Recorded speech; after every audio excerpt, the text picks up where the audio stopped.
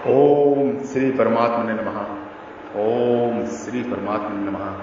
ओम श्री परमात्मने नमः। मैं आपकी शरण में हूँ प्रभु, मैं आपका ही हूँ। मैं प्रभु का हूँ और प्रभु ही मेरे हैं। मैं आपकी शरण में हूँ प्रभु, मैं आपका ही हूँ। मैं भगवान का हूँ और भगवान ही मेरे हैं। एक तू सच्चा, तेरा नाम सच्चा, मेरा कोई वजूद नहीं, सिर्फ तू ही तू है, तू ही तू है, तू ही तू है मालिक, तू ही तू है। पंचेतानि महाबाहो कारणानि निबोध में, षण्डखे कृतांते प्रोक्ते सिद्धे सर्वकर्मणा। हे महाबाहो, कर्मों का अंत करने वाले, शंखा सिद्धांत में संपूर्ण कर्मों की सिद्धि के लिए ये 5 कारण बताए गए हैं। इनको तू मुझसे समझ। पंचेतानि महाबाहो कारण, हे महाबाहो, जिसमें संपूर्ण कर्मों का अंत हो जाता है, ऐसे संख्या सिद्धांत में संपूर्ण विहित और निषिद्ध कर्मों के होने में 5 हेतु बताए गए हैं। स्वयं स्वरूप उन कर्मों में हेतु नहीं है। निबोध में, इस अध्याय में भगवान ने यहां संख्या सिद्धांत का वर्णन आरंभ किया है, वहां निबोध क्रिया का प्रयोग किया है।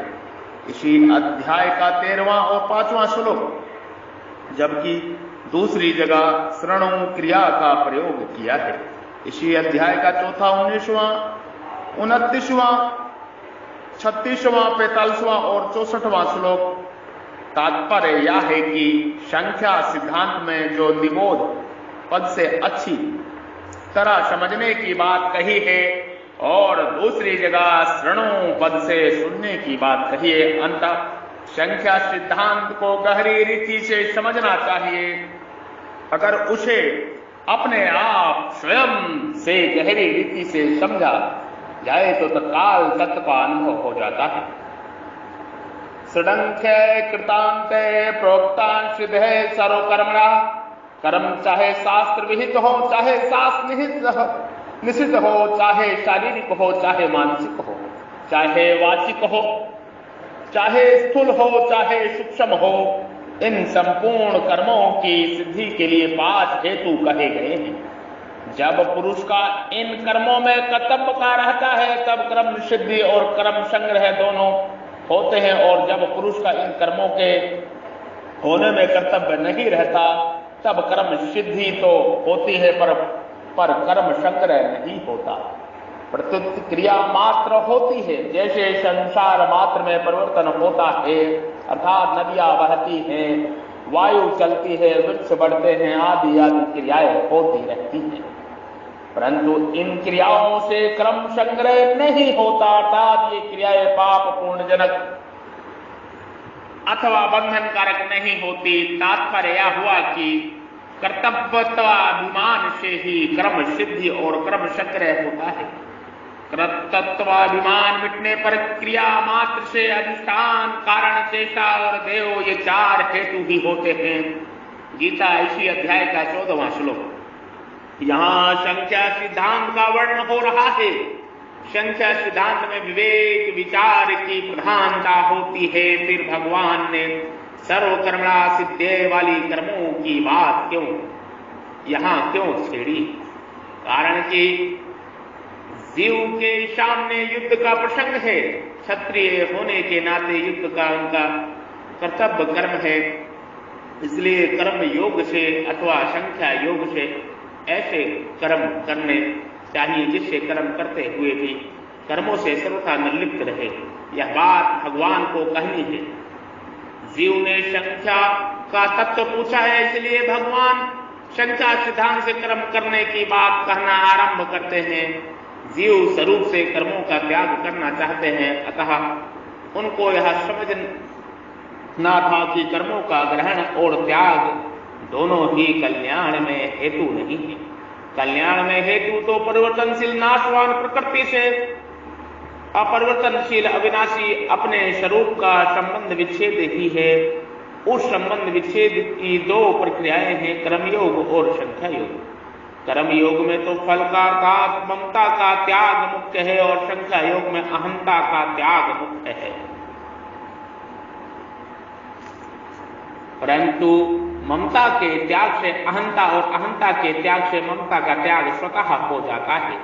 कारण कि अहंता में भी ममता होती है, जैसे मेरी बात रहे, मेरी बात कट ना जाए, यह मैंपन के साथ ही मेरापन है। इसलिए ममता मेरापन को छोड़ने से अहंता मेंपन छूट जाती है।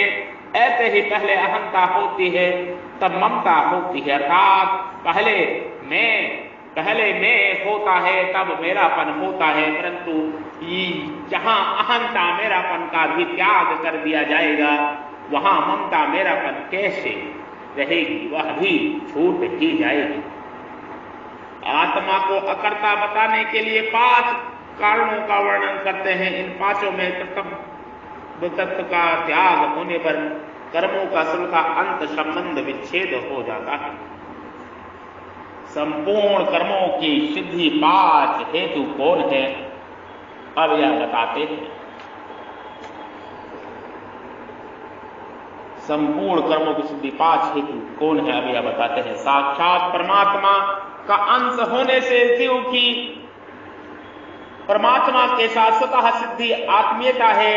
उस परमात्मा से विमुख होकर जीव ने अहंता के साथ ममता कर ली है, जिससे स्वयं को मैं संसारी हूं, मैं त्यागी हूं, मैं विवेकी हूं, मैं पढ़ा लिखा समझदार हूं, ऐसा व्यक्तित्व मैंपन प्रिय लगता है और यह छूट ना जाए इसका भय लगता है।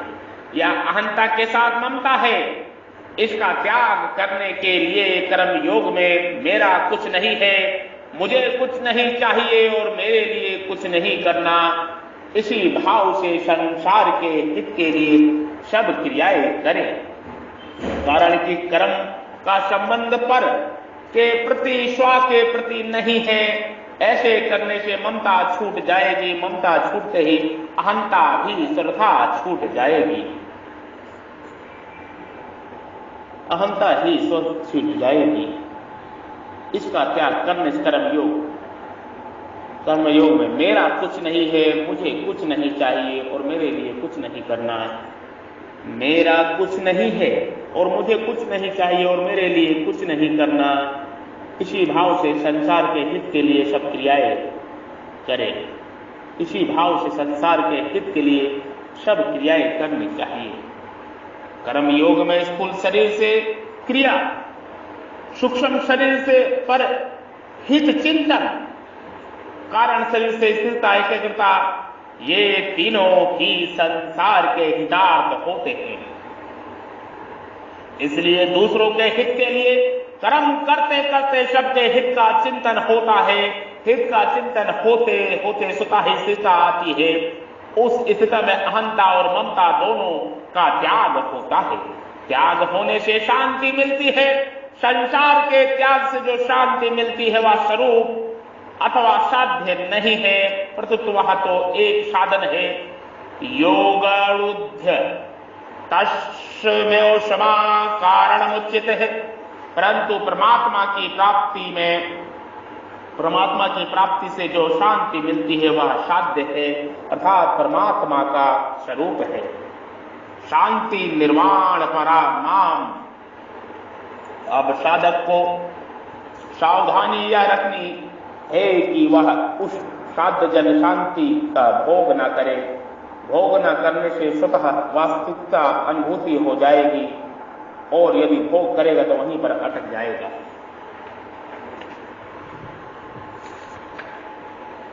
अधिष्ठानं तथा कर्ता कारण च पृथगीवरम् विविधाश्च पृथक् चेष्टा देव सेवात्र पंचम।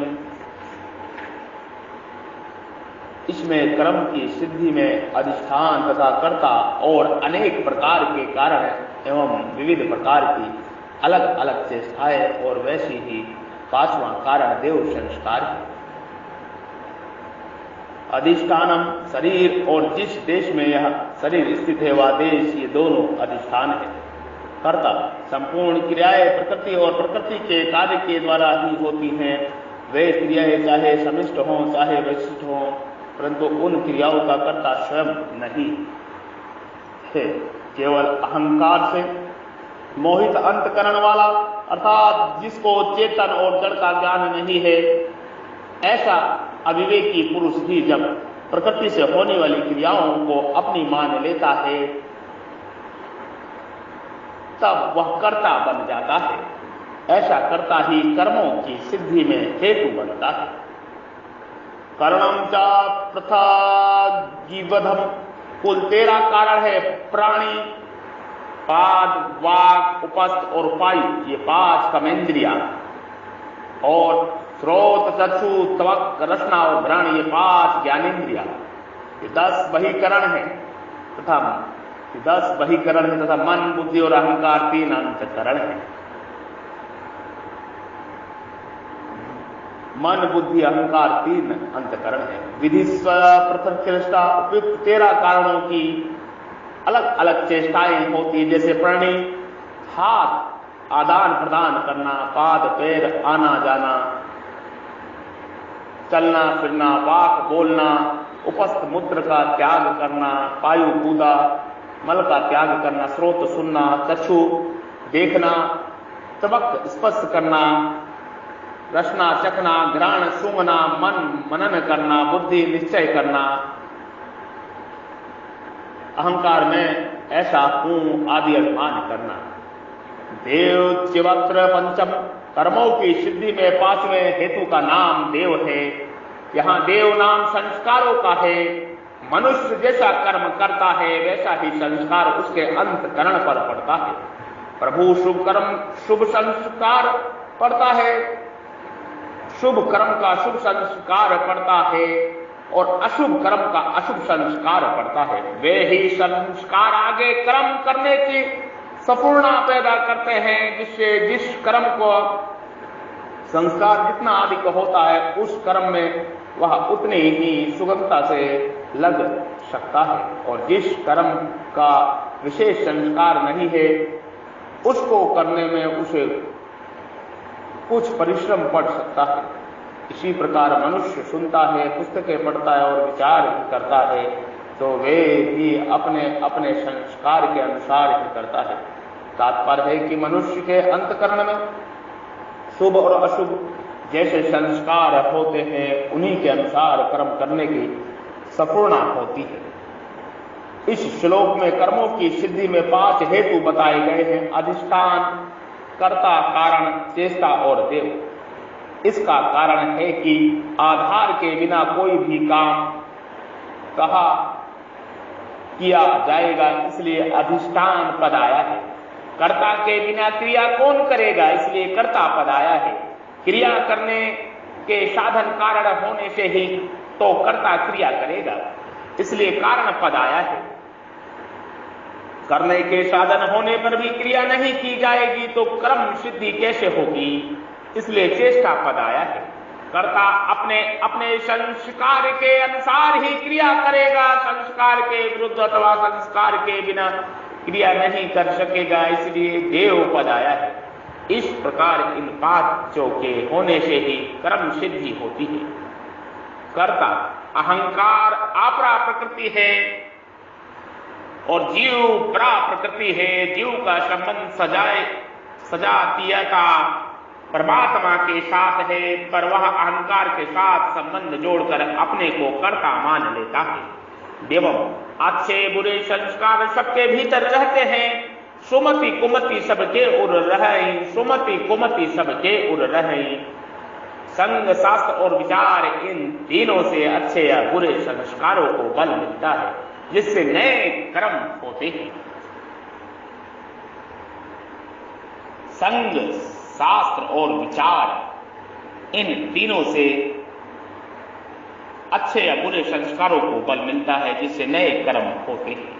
संपूर्ण क्रियाएं प्रकृति के द्वारा ही होती है। इसका वर्णन गीता में कई रीतियों से आता है, जैसे सब कर्म प्रकृति के द्वारा ही किए जाते हैं। प्रकृतच्च कर्माणि क्रियाणि सर्वतः, संपूर्ण कर्म प्रकृति के गुणों द्वारा किए जाते हैं। प्रकृति क्रियमाणे गुणे कर्माणि सर्वशः, गुण ही गुणों में वर्तते हैं। गुणेषु वर्तते है, दृष्टा गुण के सिवाय अन्य किसी को करता नहीं देखता है। नन्य गुणभ्य कृतम यदा दृष्ट पुष्यति। सब इंद्रिया अपने अर्थों विषयों में बरतती है। इंद्रियाणि इंद्रिय सृष्टि वर्तते है। यहाँ कर्मों की सिद्धि में अधिष्ठान आदि 5 हेतु बताए गए। इन सब का तात्पर्य है कि प्रकृति और पुरुष इन दोनों से केवल प्रकृति में ही क्रियाएं होती हैं, पुरुष में नहीं।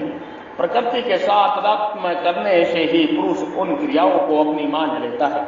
जैसे कोई मनुष्य वायुयान में बैठकर यह मान लेता है कि मैं वायुयान द्वारा जा रहा हूं, जबकि वास्तव में वायुयान ही चलता है, मनुष्य नहीं।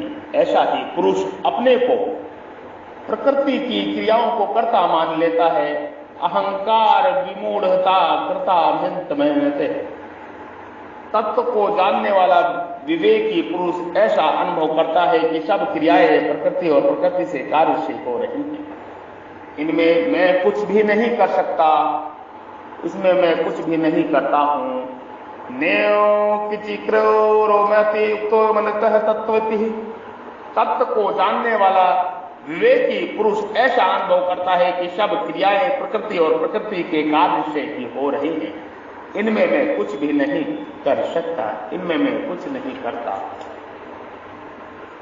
शरीर वाडं मानो भी यत्र प्रभते नयरं वा विपरीतम वा पंचित तस्य हितः। मनुष्य शरीर वाणी और मन के द्वारा शास्त्र विहित अथवा शास्त्र विरुद्ध जो कुछ भी कर्म आरंभ करता है उसके ये पूर्वोक्त 5 हेतु होते हैं। शरीर बल मनोविकृता पच्चित तस्य हेतुः। पीछे 14वें श्लोक में कर्मों में होने जो अधिष्ठान आदि 5 हेतु बताए गए हैं, वे 5 हेतु इन पदों में आ जाते हैं। जैसे शरीर पद में अधिष्ठान आ गया, वाक पद में बहिकरण और मन पद में अंतकरण आ गया, नर पद में कर्ता आ गया और प्रभते पद में संपूर्ण इंद्रियों की चेष्टा आ गई। अब रही देव की बात। यह देव अर्थात संस्कार अंतकरण में ही रहता है, परंतु उसका स्पष्ट रीति से पता नहीं लगता। उसका पता तो उससे उत्पन्न हुए वृत्तियों से और उसके अनुसार किए हुए कर्मों से ही लगता है। मनुष्य शरीर वाणी और मन से जो कर्म आरंभ करता है, कहीं शरीर की प्रधानता, कहीं वाणी की प्रधानता से, कहीं मन की प्रधानता जो कर्म करता है वह चाहे न्याय शास्त्र विहित हो चाहे विपरीत शास्त्र विरुद्ध हो, उसमें ये पूर्व श्लोक में आए हैं 5 हेतु होते हैं। शरीर वाणी और मन, शरीर वाणी और मन इन तीनों के द्वारा ही संपूर्ण कर्म होते हैं। शरीर वाणी और मन इन तीनों के द्वारा ही पूर्ण कर्म होते हैं, संपूर्ण कर्म होते हैं। इनके द्वारा किए गए कर्मों के ही कायिक, वाचिक और मानसिक, कायिक, वाचिक और मानसिक कर्म की संज्ञा दी जाती है। इन तीनों में अशुद्धि आने से ही बंधन होता है। इसलिए इन तीनों शरीर वाणी और मन की शुद्धि के लिए 17वें अध्याय के 14वें, 15वें और 16वें श्लोक में कायिक, वाचिक और मानसिक तप का वर्णन किया गया है। तात्पर्य है कि शरीर वाणी और मन से कोई भी शास्त्र निहित कर्म ना किया जाए, केवल शास्त्र विहित कर्म ही किए जाएं, तो वह तप हो जाता है। 17वें अध्याय 17वें श्लोक में अल्फा का भिक्षुम पद देकर यह बताया है कि निष्काम भाव से किया हुआ तप सात्विक होता है। सात्विक तप बांधने वाला नहीं होता, प्रकृति मुक्ति देने वाला होता है, परंतु राजस तामस तप बांधने वाला होता है। इन शरीर वाणी आदि को अपना समझकर अपने लिए कर्म करने से ही इनमें अशुद्धि आती है। इसलिए इनको शुद्ध किए बिना केवल विचार से बुद्धि के द्वारा संख्या सिद्धांत की बातें तो समझ में आ सकती है, परंतु कर्मों के साथ मेरा किस्मात भी संबंध नहीं है, ऐसा स्पष्ट बोध नहीं हो सकता।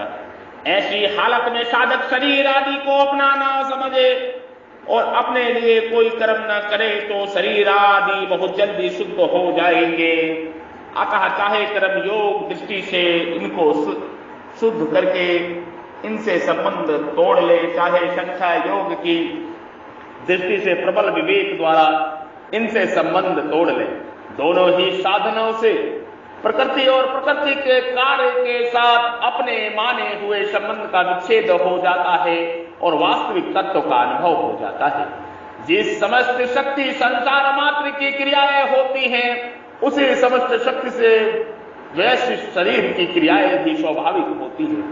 विवेक को महत्व न देने के कारण स्वयं उन क्रियाओं से खाना पीना, उठना बैठना, सोना जागना आदि जिन क्रियाओं को कर्ता अपने को मान लेता है, वहां कर्म संग्रह होता है, अर्थात वे क्रियाएं बांधने वाली हो जाती हैं।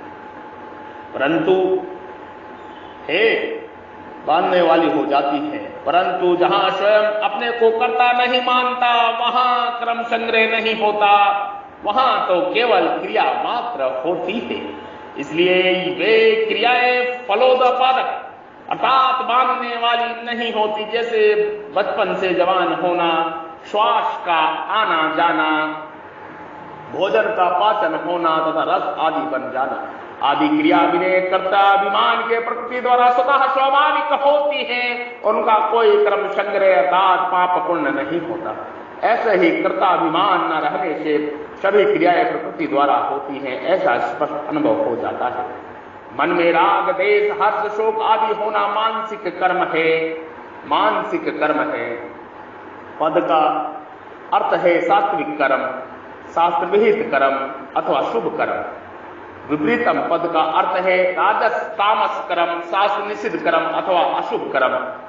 निरध्याय वा विपरीतम वह पद का तात्पर्य मात्र कर्म।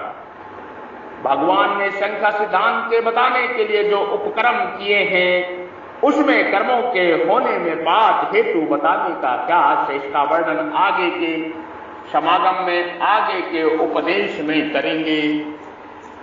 ये ब्रह्म ज्ञान का उपदेश है, स्वयं के स्वरूप में स्वयं का दर्शन का उपदेश है, मोक्ष मुक्ति का उपदेश है। आप सभी इसे बार बार सुने, ध्यान से सुने और मनुष्य जीवन सफल करें, वैकुंठ स्वर्ग लोक की यात्रा करें, प्रभु श्री हरि के चरणों में अपने मस्तक रख दें। ये उपदेश समागम सत्संग ब्रह्म ज्ञान का है, ब्रह्म ज्योति प्रकट करने का है, प्रभु के दर्शन करने का है। संपर्क करें, जुड़े और जोड़े 9811179477 9811179477। आपके हृदय रूपी मंदिर में विराजमान परब्रह्म परमेश्वर ईश्वर को हम प्रणाम करते हैं, नमस्कार करते हैं। जो ब्रह्म आपके हृदय रूपी मंदिर में विराजमान है, कृपा मेरा प्रणाम नमस्कार स्वीकार करें। जय सनातन धर्म, जय श्री ओम, जय आदि सनातन। ओम तत्सत, ओम तत्सत, ओम तत्सत। सत्यम शिवम सुंदरम।